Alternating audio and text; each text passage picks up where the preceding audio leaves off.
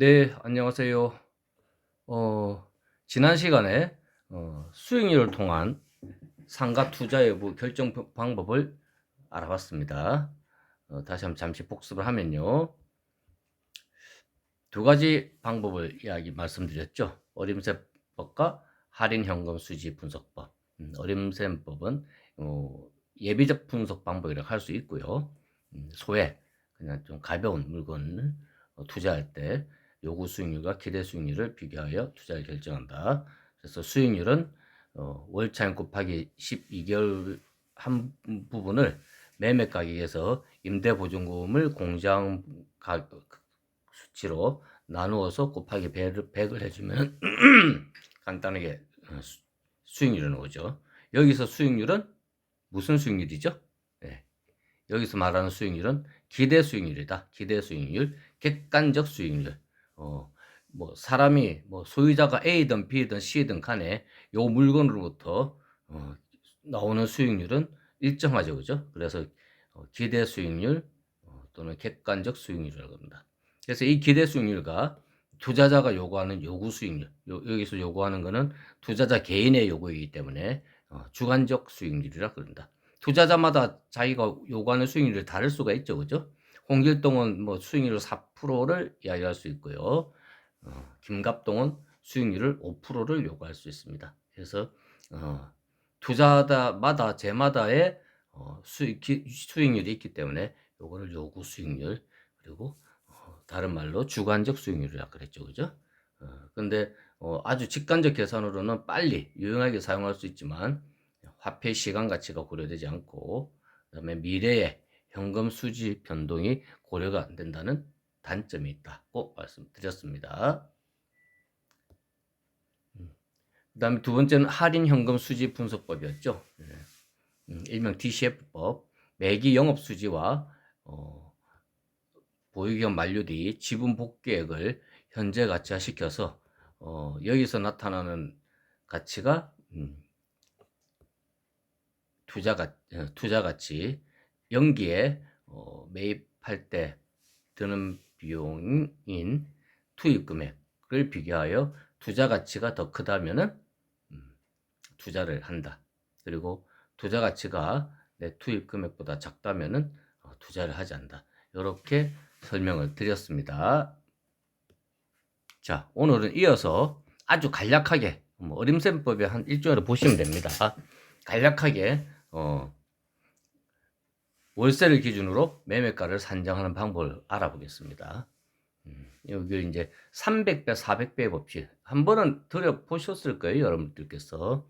자, 월세를 기준으로 매매가를 산정하는 방법이다.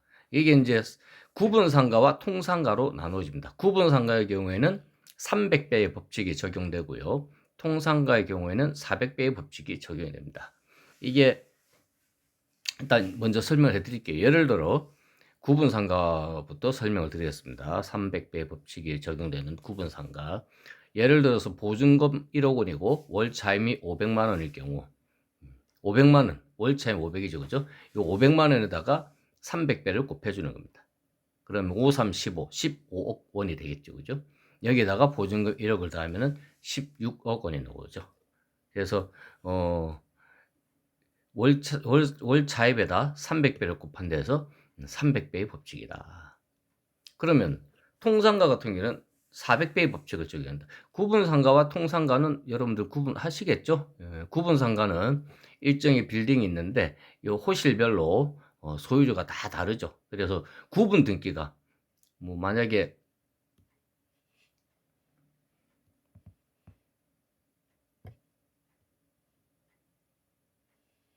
이렇게 건물이 있어요.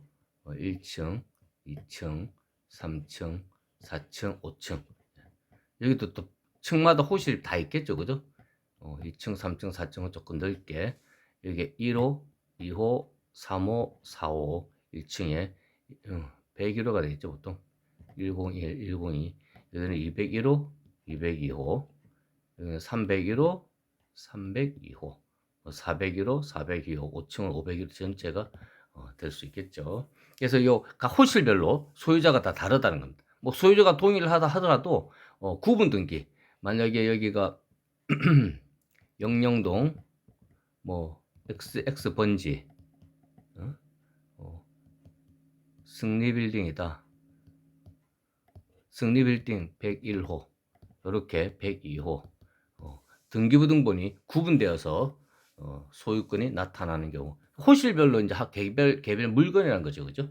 이런 거는 구분상가라 그러고 이런 게 없어요. 호실 다 나와 있지만 승리빌딩 전체가 호실로 구분 등기되어 있지 않고 승리빌딩 자체가 자체 한 개의 등기부등만 존재할 때 그래서 이 건물 전체가 한 명의 소유자 1인 소유라는 거죠. 이런 거를 통상가라 그러죠. 그래서 통상가 같은 경우는 400배 법칙이 적용됩니다. 400배 법칙이. 예를 들어 보증금 1억에 월 차임이 500만 원이에요. 동일하죠, 그죠? 근데 아까 구분상가는 곱하기 300을 했지만 월 차임에 통상가는 곱하기 400을 한다. 자, 500 곱하기 400 하면은 20억이 되겠죠, 그죠? 여기다 보증금 1억을 넣으면은 21억이 나온다. 똑같은 월 차임이 500에 보증금 1억인데 왜 통상가는 금액이 더 크게 나오고 구분상가는 금액이 더 적게 나오느냐.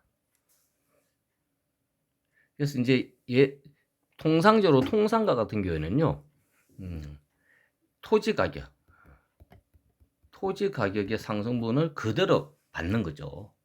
그래서 기본적인 수익률이 월 수익률을 뭐라고 했죠? 매월 받는 소득을 운영소득, 그죠? 운영소득.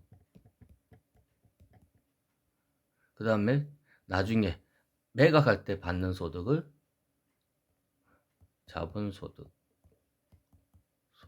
또는 자본이득 이렇게 이야기하죠. 그래서 여기 두 개가 합쳐서 수익률로 구성되죠.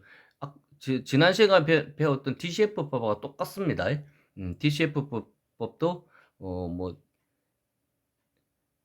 여기 운영소득은 뭐 NOI 개념을 봐야 돼요. Net Operating Income. 자본이득은 지분 복격으로 봐야 되고요. 근데 이제 DCF법은 저당 이자 원금 DS, 뎁트 서비스를 빼고 그다음 세금까지 다 뺀 거고요. 자본소득도 지분 복귀 계산할 때 미상한 저당 잔금, 그다음 매각에 따른 비용, 그리고 자본이득세, 양도소득세도 그죠? 그걸 다 뺀 지분 복귀액으로 계산한 게 이제 DCF법인데 300배, 400배 법칙은 일종의 어림센 법이기 때문에 운영소득 매기 발생하는 운영소득으로 보고요. 자본소득도 뭐 보긴 보겠습니다만 DS라든지 텍스를 고려하지 않은 소득으로 보게 됩니다. 그래서 통상가 같은 경우는 물론 건물은 감가상각에 대해서 건물 가치는 하락할 수 있지만 토지 가격은 시간이 흐를수록 상권이 좋아져서 토지 가격이 상승한다는 전제를 두죠. 통상적으로 그렇죠. 인플레도 있기 때문에 토지 가격은 우리나라 같은 경우는 시간이 흐를수록 입지가 좋은 지역들은 지속적으로 상승을 했다. 그래서 이제 통상가는 토지 상승분을 그대로 받는 거예요, 그죠? 근데 구분상가 같은 경우에는 이 건물이 구분되어 있기 때문에 땅을 내 지분만큼만 보유하는 거예요. 만약에 땅이 여기 땅이 있죠, 그죠? 땅이 여기 있는데 이 땅은 누구 소유예요? 이 땅에 쭉 올라있는 104호, 202호, 302호 소유로 볼 수가 없죠. 같은 땅 위에 올라가 있기 때문에. 그렇죠? 그래서 구분상가는 자기 땅의 위치를 지정할 수 없다는 거죠.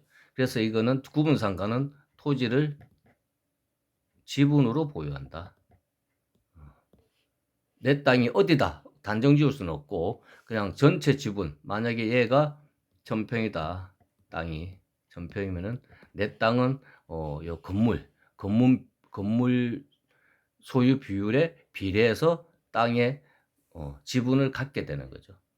그래서 분리해서 토지와 상가를 건물을 분리해서 상정할 수는 없는 거예요. 합쳐서 거래가 되고 그러기 때문에 토지의 가치 상승분을 그대로 받을 수가 없죠. 그래서 구분상가는 곱하기 300을 해서 300배 법칙을 적용하는 거고, 통상가는 토지의 가치 상승 비율을 그대로 받는다는 전제를 두고 그래서 400배 법칙을 적용하여 계산을 한다. 이렇게 이해하시면 되겠습니다. 네, 오늘 수업은 여기까지 하겠습니다. 수고하셨습니다.